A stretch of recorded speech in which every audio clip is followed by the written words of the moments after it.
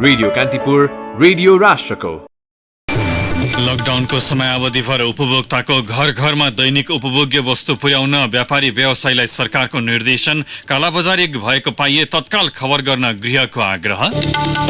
COVID-19 परीक्षणका लागि आवश्यक पर्ने स्वास्थ्य उपकरण पर्सि शनिबार साँझसम्ममा काठमाडौँ ल्याइ पुर्याउने सरकारको दावी। संयमित भएर काममा खटिन स्वास्थ्य कर्मीलाई प्रधानमन्त्री ओलीको आग्रह। संक्रमण नियन्त्रण तथा राहतका लागि भन्दै प्रदेश 2 सरकारद्वारा 25 करोड रुपियाँको राहत कोष स्थापना। कोभिड-19 संक्रमित युवतीसँगै काठमाडौँ आएका थप 6 जना युवा चिकित्सकको सम्पर्कमा। कोरोना संक्रमणका कारण 1 महिना यता चलचित्र कर्मीहरू फुर्सदिला, परिवारसँग समय बिताउन पाउँदा पुलकित।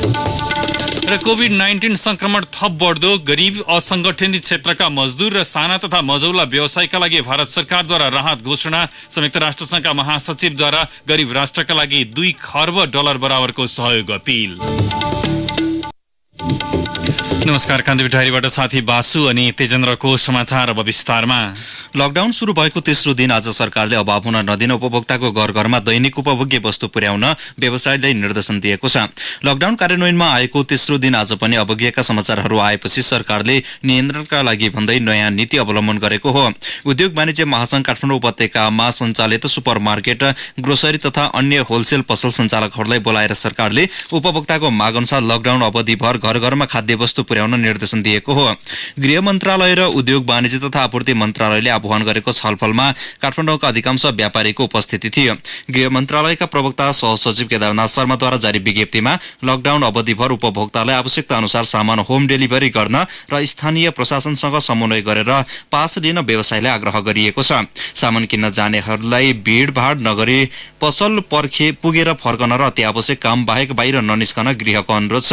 प्रवक्ता शर्माले लकडाउन अवधिभर अत्यावश्यक खाद्य वस्तुको आपूर्ति, बिक्री, वितरण तथा व्यवस्थापन सहज बनाउन होम डेलिभरीको व्यवस्था गर्न लागि जानकारी दिनुभयो। होम डेलिभरीका लागि टोल फ्री नम्बर, कार्यालयको नम्बर वा नजिकै रहेका ओडा कार्यालयको नम्बर मार्फत उपभोक्तासँग सम्पर्क व्यवस्था मिलाउन पनि गृहले व्यवसायीलाई भनेको छ। उपभोग्य वस्तुको होम डेलिभरीमा महानगरपालिका, नगरपालिका तथा ओडा कार्यालयहरूबाट सहजीकरण गर्न पनि निर्देशन दिएको शर्माको भनाइ छ। यसका लागि छिट्टै काम थाल्ने व्यवसायको प्रतिबद्धता छ। गृह सचिव महेश्वर नेउपानेको अध्यक्षतामा बसेको बैठकले सबै खाद्य वस्तु भ्यानबाट घर घरमा पुर्याउने, सहज आपूर्तिको व्यवस्था मिलाउने, प्रशासनले आवश्यक मात्रामा सवारी पास दिने तथा पसल सञ्चालन, माग संकलन र वितरणमा महानगरीय प्रहरी कार्यालयबाट आवश्यक सुरक्षा व्यवस्था मिलाउन पनि निर्देशन दिएको छ। गृहले जटिल घडीमा कुनै समस्या परेमा त्यसको समाधान तथा कालोबजारी, कृत्रिम अभाव गर्नेको सूचना दिन पनि 1149 नम्बरमा फोन गर्न वा सुरक्षा कर्मी र सम्बन्धित सरकारी कार्यालयमा खबर गर्न पनि सर्वसाधारणलाई अपील गरेको छ। प्रधानमन्त्री केपी शर्मा ओलीले हाल मौजदात सामग्रीको आधिकारिक प्रयोगबाट परीक्षण र उपचारमा सहभागी हुन चिकित्सक तथा स्वास्थ्य प्राविधिकहरूलाई आग्रह गर्नुभएको छ। आज अपराह्न माइक्रो ब्लगिङ साइट ट्विटर मार्फत प्रधानमन्त्री ओलीले थप सामग्रीहरू उपलब्ध हुने भन्दै अहिलेको अवस्थामा मौजदात सामग्रीबाटै परीक्षण र उपचारमा खटिन अपील गर्नुभएको हो। उहाँले सरकार स्वास्थ्य कर्मीको साथमा रहेकाले चिन्तित नभई काम गर्न पनि भन्नुभएको छ। ट्विटरमा प्रधानमन्त्री ओलीले भन्नुभएको छ, चिकित्सक तथा प्राविधिक साथीहरू, हाल मौजदात सामग्रीको आधिकारिक प्रयोगबाट परीक्षण र उपचारमा सामेल हौं। तपाईहरुको सिफारिसका थप सामग्रीहरू उपलब्ध हुँदैछन्। धैर्य गरौं। कोभिड-19 मानवीय संकटको एकजुट भएर सामना गरौं। सरकार तपाईहरु सँगै छ, चिन्तित नहुनुहोस्। सरकारी तथा निजी स्वास्थ्य संस्थामा कार्यरत चिकित्सक र स्वास्थ्य कर्मीलाई कोभिड-19 बाट बच्ने सामग्री नभएको समाचार आएपछि प्रधानमन्त्री ओलीले ट्विटर मार्फत उनीहरूलाई आश्वस्त पार्न खोज्नु भएको हो।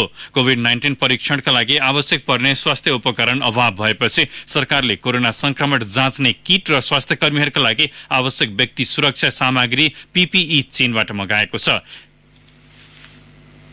कोभिड-19 संक्रमणका लागि आवश्यक पर्ने स्वास्थ्य उपकरण पर्सि शनिबार साँझसम्ममा काठमाडौँ ल्याइ पुर्याउने सरकारले बताएको छ। उच्च सरकारी स्रोतका अनुसार कोरोनाको संक्रमण जाँच्ने किट र स्वास्थ्य कर्मीहरूका लागि आवश्यक व्यक्ति सुरक्षा सामग्री PPE ल्याउने सम्पूर्ण प्रक्रिया पूरा भएको हो। चीनको कार्गोले गुन्जाओबाट स्वास्थ्य उपकरण पठाउन लागेको हो। कोभिड रोग संक्रमण रोकथाम तथा नियन्त्रण उच्चस्तरीय समितिका एक सदस्यका अनुसार आइतबार बिहानैबाट नेपाली सेनाको हेलिकप्टर मार्फत प्रदेशमा स्वास्थ्य उपकरणहरू पठाउने तयारी छ। सरकारले खरिद गर्न लागेका ती सामग्री पहिलो चरणमा गुन्जाओबाट ल्याउन लागि हो।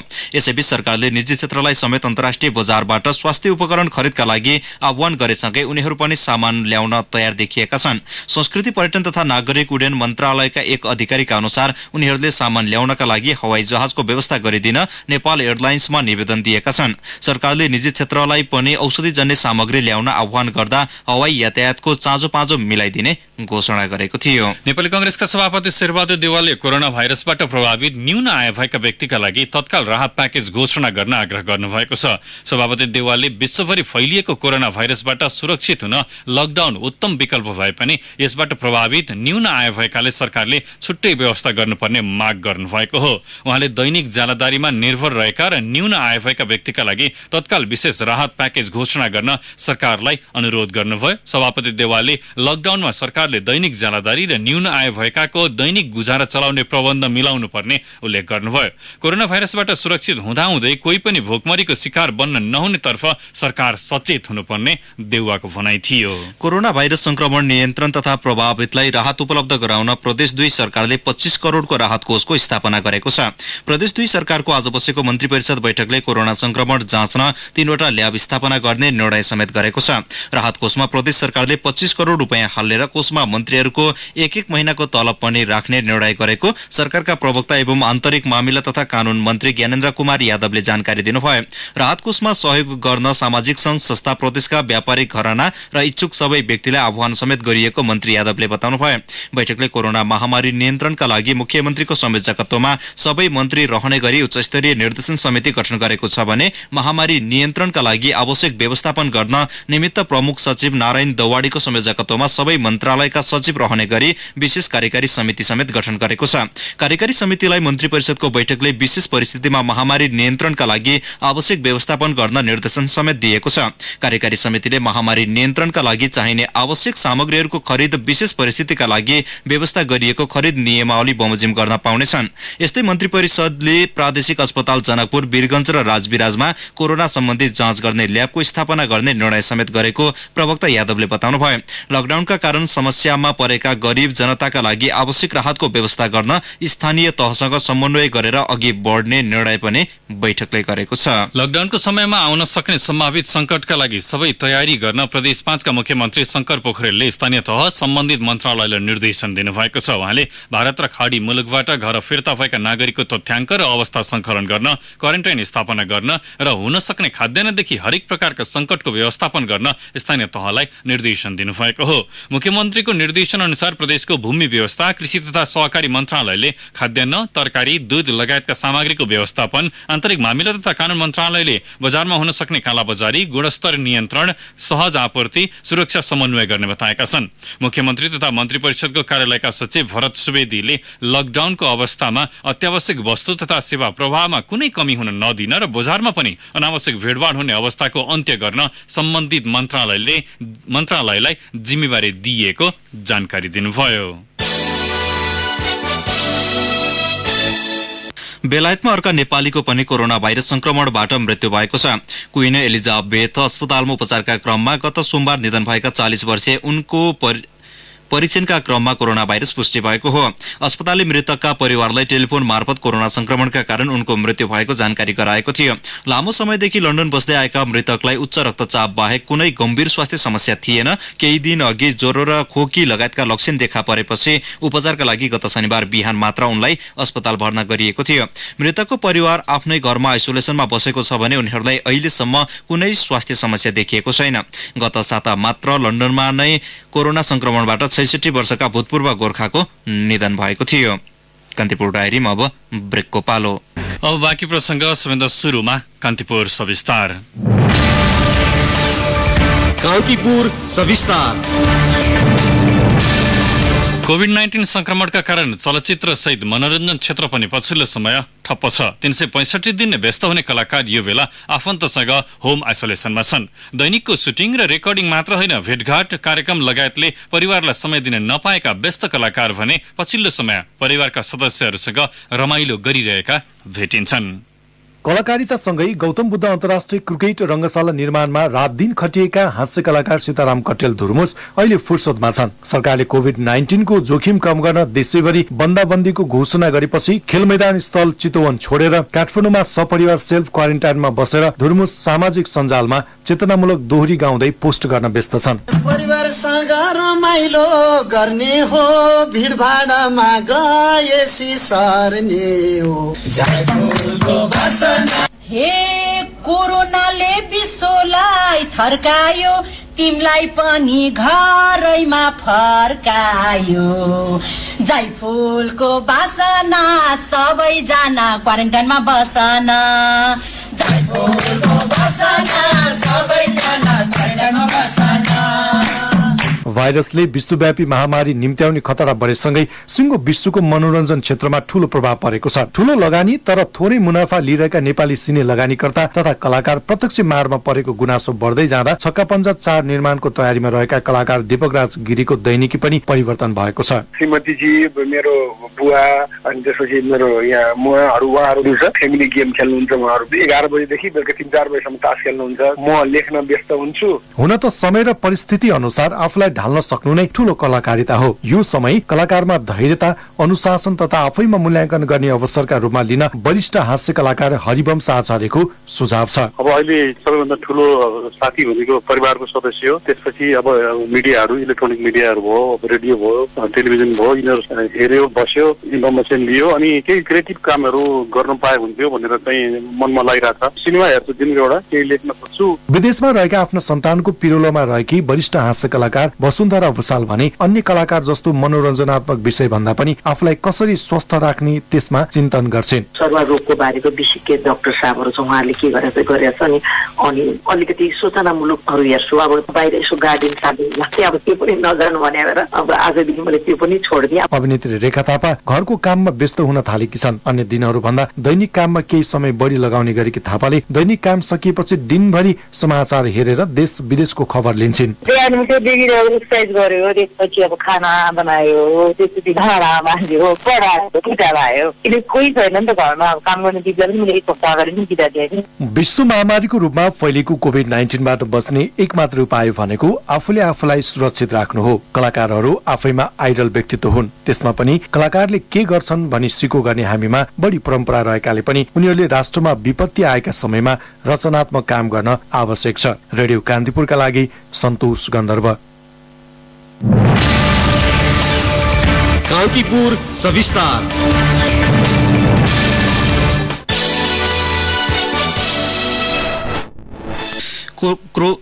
कोरोना संक्रमित युवतीसँगै फ्रान्सबाट दोहाको कतार हुँदै चैत 4 गते नेपाल आएका थप 6 जना प्रहरीको सम्पर्कमा आएका छन्।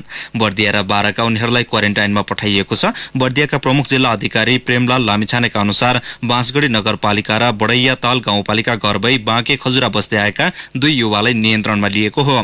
नेपाल आएपछि उनीहरू ककसको सम्पर्कमा पुगेका थिए भन्ने बारे खोजी भइरहेको प्रहरीले जनाएको छ। यस्तै बाराबाट नियन्त्रणमा लिएका कलैया उपमहानगरपालिका र रौतहटका 23 र 29 वर्षका दुवै युवकलाई क्वारेन्टाइनमा राखिएको प्रहरी नायब उपरीक्षक गौतम मिश्रले बताउनुभयो। उनीहरू दुवैको स्वास्थ्य अवस्था अहिलेसम्म सामान्य रहेको छ। यस्तै प्रदेश 1 सरकारको पहलमा 5 थर फाल्गुनन्द गाउँपालिकाका 2 युवालाई क्वारेन्टाइनका लागि बोरङको टाँडी ल्याइएको छ। उनीहरू युवतीसँगै एउटै जहाजमा आएको खुलेपछि क्वारेन्टाइनमा पठाइएको प्रदेशका आर्थिक मामिला तथा योजना मन्त्री इन्द्र आङबोले जानकारी दिनुभयो। यसैबीच भारतको पटनाबाट चैत 4 गते नेपाल आएका बागलुङका युवामा कोरोना भाइरसको संक्रमण नभएको पुष्टि भएको छ।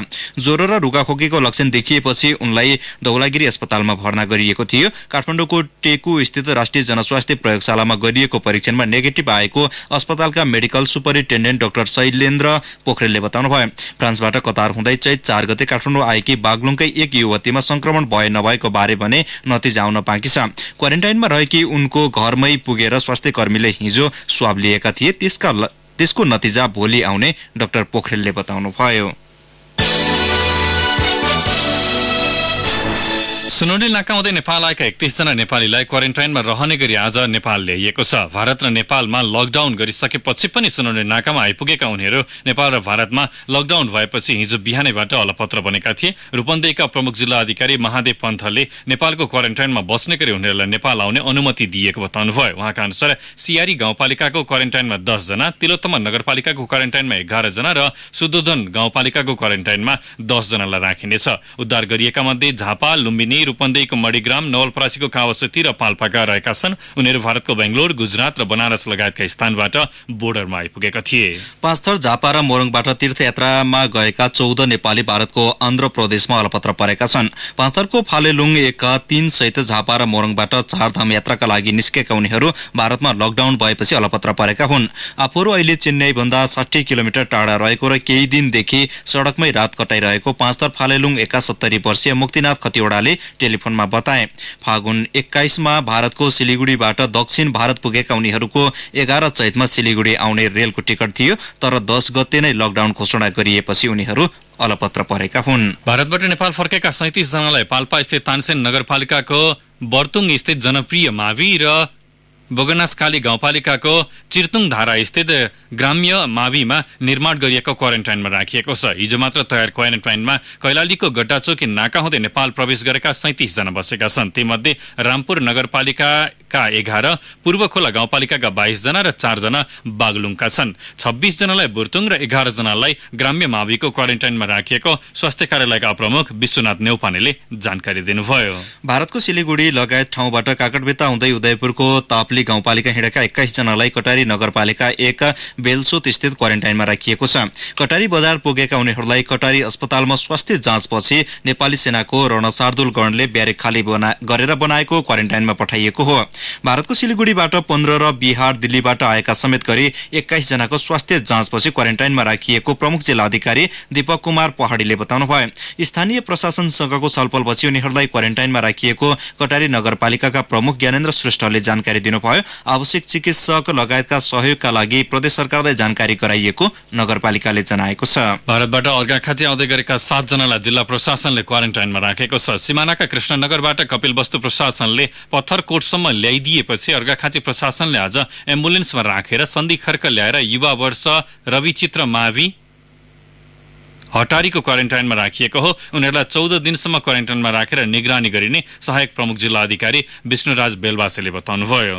दार्चुलाको अपी हिमाल गाउँपालिका 5 रेलामा स्थापना गरिएको क्वारेन्टाइनमा राखिएका 4 जना भागेका छन्। भारतको बेंगलोरबाट आएका 8 जना मध्ये 4 जना क्वारेन्टाइन छाडेर भागेका अपी हिमाल गाउँपालिकाका अध्यक्ष धर्मानन्द सिंह मन्यालले बताउनुभयो। उनीहरूलाई ओडा अध्यक्षको निगरानीमा राखेर सेल्फ क्वारेन्टाइनमा बस्न भनिएको उहाँको भनाइ छ। अहिलेसम्म भारतको विभिन्न ठाउँबाट फर्किएका 43 जनालाई जिल्लाभित्र क्वारेन्टाइनमा राखिएको छ। दाङको तुलसीपुर उपमहानगरपालिका 8 मालभुङ स्थित एकता टोल विकास संस्थाले बाहिरी मान्छेलाई टोल प्रवेशमा निषेध गरेको छ। लकडाउनको समयमा पनि मानिसको आवाज जावत नरोकिएपछि टोल विकास संस्थाको आज बसेको बैठकले यस्तो निर्णय गरेको हो। पहिलो पटक सम्झाइ बुझाइ पठाउने र दोस्रो पटक आए 5000 रुपियाँ जरिमाना गर्ने निर्णय भएको संस्थाका अध्यक्ष यम प्रसाद सुवेदीले बताउनुभयो। यसैगरी लमही नगरपालिका 5 रमाइलो टोलका बासिन्दाले पनि टोलमा प्रवेश रोक्न सडक नै अवरुद्ध गरेका छन्। लकडाउनको अवधिमा कालो बजारी गर्ने वीरगञ्जका 3 जना पसलेलाई कारवाही गरिएको छ। जिल्ला प्रशासन कार्यालय पर्साका सहायक प्रमुख जिल्ला अधिकारी ललित कुमार बस्नेत नेतृत्वको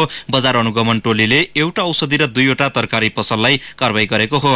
बस्नेतका अनुसार घण्टाघरको एक औषधि पसलले कम मूल्यमा पाइने ग्लोभ्स 50 रुपियाँमा बिक्री गरेको र अनुगमन टोलीलाई खरिद मूल्य नदेखाई असहयोग गरेकाले 20,000 रुपियाँ जरिवाना गराइएको हो। यस्तै मिना बजार क्षेत्रका 2 तरकारी पसलेलाई 1,000 जरिवाना गराइएको छ। दुवै तरकारी पसलेले पनि खरिद बिल नदेखाएको र मनलाग्दी मूल्य कायम गरेकाले उपभोक्ता संरक्षण ऐन 2075 बमोजिम कारवाही गरिएको बस्नेतले बताउनुभयो। बैतडीको पुरचोडी नगरपालिकाका एक स्वास्थ्यकर्मी अहेव कुटिएका छन्। वडा नम्बर 5 मा रहेको कुवाकोटको भूमिराज मावि काटै गहताडको क्वारेन्टाइनमा ड्युटीमा खटिएका कुवाकोट स्वास्थ्य चौकीमा कार्यरत करण सिंह धामी कुटिएका हुन्। शंकास्पद बिरामीका आफन्तलाई पनि क्वारेन्टाइनमा राखिएको भन्दै स्थानीय नरेन्द्र जागरीले धामीमाथि कुटपिट गरेको प्रहरीले जनाएको छ। पोखरा महानगरपालिकाले नगर क्षेत्रका भीडभाड हुने स्थानमा कीटनाशक औषधि छर्कन सुरु गरेको छ। महानगरले आज न्यू रोड स्थित कार्यालयबाट औषधि छर्न सुरु गरेको हो। गण्डकी प्रदेशका मुख्यमन्त्री पृथ्वी सुब्बा गुरुङ र पोखरा महानगरपालिकाका प्रमुख मानबहादुर जीसीले औषधि छर्ने अभियान सुरुवात गर्नुभएको हो। कोरोना भाइरसको संक्रमणलाई महानगर क्षेत्रभित्र फैलन नदिन कीटनाशक औषधि छर्न सुरु गरिएको नगर प्रमुख जीसीले बताउनुभयो। अब केही समाचार संक्षेपमा। बास नपाएर अलपत्र परेका 2 जना चिनिया पर्यटकलाई म्याग्दीको रघुगंगा गाउँपालिका 1 बेगबाट प्रहरीले उद्धार गरी सदरमुकाम बेनी ल्याएको छ। 1 महिनादेखि नेपाल भ्रमणमा रहेका 2 चिनिया पर्यटक बेनी जुमसुम सडकको बेग गाउँमा अलपत्र परेका थिए।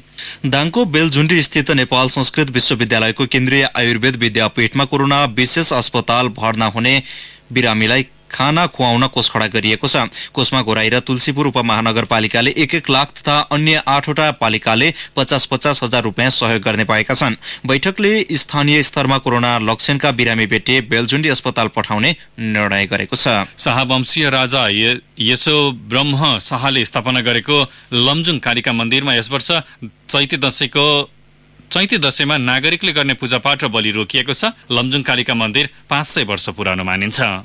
कोरोना भाइरसको संक्रमण फैलिन नदिन सिराहाका ग्रामीण क्षेत्रका स्थानीयले आफ्ना टोल बस्तीमा आगन्तुकलाई प्रवेश निषेध गरेका छन्। भारत लगायत विभिन्न स्थानबाट आएका आफन्तलाई समेत गाउँ प्रवेशमा रोक लगाउँदै लहान नगरपालिका 16 का जनप्रतिनिधि र स्थानीयले ओडा प्रवेश गर्ने मूल सडकमा ढाड तेर्स्याएर आगन्तुक प्रवेशमा निषेध गरेका हुन्। र सरकारले आह्वान गरेको लकडाउन उल्लङ्घन गर्नेको संख्या बढ्न थालेपछि काठमाडौँ सहितका विभिन्न स्थानमा सुरक्षा गस्ती बढाइएको छ। एक साताका लागि आह्वान गरिएको लकडाउनको दोस्रो दिन हिजो अत्यधिक सर्वसाधारण कारबाहीमा परेपछि थप कडाई गरिएको हो। कान्तिपुर डायरीमा फेरि ब्रेकको पालो। अब आर्थिक प्रसंग। विद्युतीय चुलोमा खाना पकाउन प्रोत्साहन गर्न सरकारले 150 युनिटसम्म विद्युत खपत गर्ने परिवारलाई महसुलमा 20% छुट दिने तयारी गरेको छ। कोभिड-19 को त्रासका कारण खाना पकाउने ग्यास अभाव हुने सम्भावित अवस्थालाई मध्यनजर गर्दै यस्तो अवस्था मिलाउन नेपाल विद्युत प्राधिकरणलाई निर्देशन दिएको ऊर्जा जलस्रोत तथा सिंचाई मन्त्रालयले जनाएको छ। मन्त्री वर्षमान पुनले प्राधिकरणका कार्यकारी निर्देशक कुलमान घिसिङलाई यस्तो व्यवस्था मिलाउन मौखिक निर्देशन दिनुभएको मन्त्रालयले जनाएको हो। इन्डक्सन चुलो प्रयोग गर्ने ग्राहकलाई 150 युनिटसम्म 20% महसुल छुट दिन मन्त्री पुनले निर्देशन दिनुभएको हो। इन्डक्सनमा छुट दिँदा ग्यासको विस्थापनमा सहयोग पुग्ने उहाँले बताउनुभयो। सानीमा लाइफ प्रस्तुत गर्दछ रु 70 ग्यारेन्टी बोनसका साथ सानीमा जीवनश्री बीमा योजना। सानीमा लाइफ इन्सुरेन्स, निश्चिन्त भव। अब अन्तर्राष्ट्रिय समाचार। अमेरिकामा कोरोना भाइरसको संक्रमण तीव्र गतिमा बढेको छ। विभिन्न राज्यमा 24 घण्टाको अवधिमा 10,000 नयाँ संक्रमित भेटिएका छन्। यो सँगै कुल संक्रमितको संख्या 70,000 नजिक पुगेको छ, जसमध्ये 1,000 बढीको मृत्यु भएको छ। इटली र चीनपछि सबैभन्दा बढी संक्रमितको संख्या अमेरिकामा देखिएको हो। अमेरिका सबैभन्दा बढी संक्रमण भेटिएको न्युयोर्कमा सार्वजनिक स्थलमा भिडभाड नगर्न अपील गरिएको छ। यद्यपि समुद्री तट, खेल कार्यक्रम, रेस्टुरेन्ट, पब अझै पनि खुल्ला रहेका कारण भाइरसको संक्रमण फैलिने क्रम तीव्र भएको आशंका गरिएको छ। अहिले संक्रमणको केन्द्रबिन्दु रहेको इटलीमा संक्रमितको संख्या 74,386 पुगेको छ, जसमध्ये 7,500 बढीको मृत्यु भएको छ। स्पेनमा पनि संक्रमणका कारण मृत्यु हुनेको संख्या चीनभन्दा बढी पुगेको छ। स्पेनमा हालसम्म 3,647 जनाले ज्यान गुमाएका छन्। 24 घण्टाको अवधिमा मात्रै त्यहाँ 738 जनाको मृत्यु भएको छ। हालसम्म 49,515 जनामा संक्रमण पुष्टि भएको छ। जर्मनीमा 37,323 जनामा संक्रमण पुष्टि भइसकेको छ, जसमध्ये 206 जनाको मृत्यु भएको छ। यस्तै इरानमा 27,000 बढीमा संक्रमण पुष्टि भएको छ भने 2,077 जनाले ज्यान गुमाएका छन्। फ्रान्समा संक्रमितको संख्या 25,600 र मृत्यु हुनेको संख्या 1,331 पुगेको छ। स्विट्जरल्याण्डमा 10,897 जनामा संक्रमण पुष्टि भएको छ।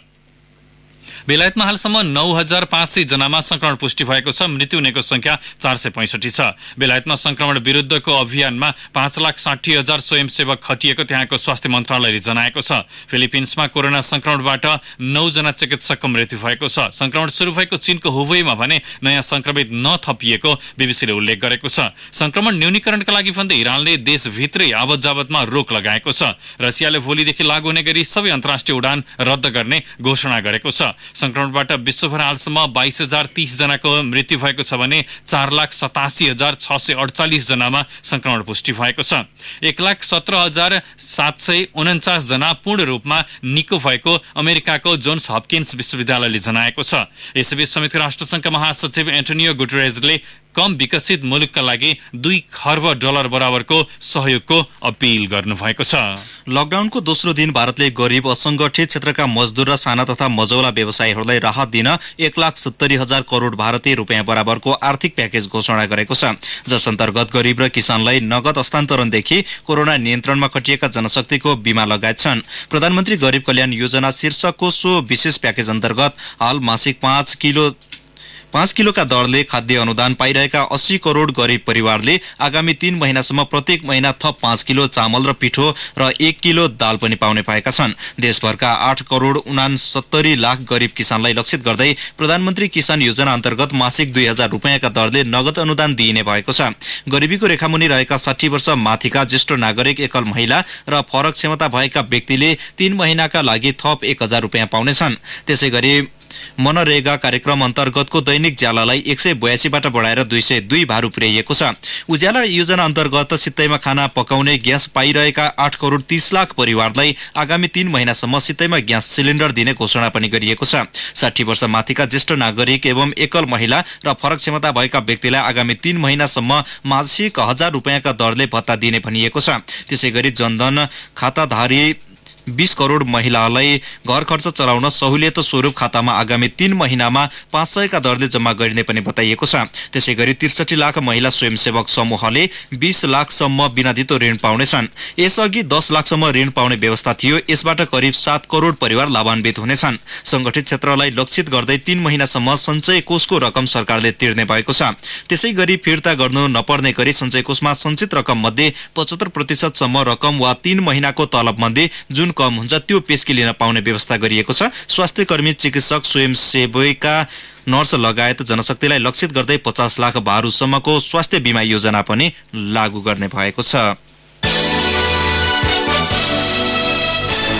अब एउटा खेल प्रसंग। जर्मन क्लब बोरुसिया डर्टमन्ड र बायर्न म्युनिखले कोरोना भाइरसका कारण अस्थायी रूपमा खेलाडीको तलब केही कटौती गर्ने निर्णय गरेका छन्। बढी पारिश्रमिक भएका खेलाडीको तलब कटौतीले अन्य कर्मचारीलाई आर्थिक रूपमा सहयोग पुग्ने अपेक्षा गरिएको छ। युनियन बर्लिन क्लबले पनि यो महिनाको तलब खेलाडीलाई दिन नसक्ने घोषणा गरेको छ। बायर्न म्युनिखले 20% तलब कटौती गरेको छ भने डर्टमन्डले कटौती रकम खुलाएको छैन। 8 मार्चदेखि आयोजनाको तालिका रहेको बुन्डेसलिगा कोरोना भाइरसको महामारीका कारण स्थगित भएको छ। यस्तै इङ्ग्लिस क्लब बर्नले भने खेलाडीको पारिश्रमिकमा कुनै कटौती नगर्ने बताएको छ। खेल अवधि र कोरोना संक्रमणका कारण खेलको ठप्प हुने समयको समेत सबै पारिश्रमिक खेलाडी र खेल पदाधिकारीलाई उपलब्ध गराउने प्रतिबद्धता बर्नली फुटबल क्लबको व्यवस्थापन समितिले जनाएको छ।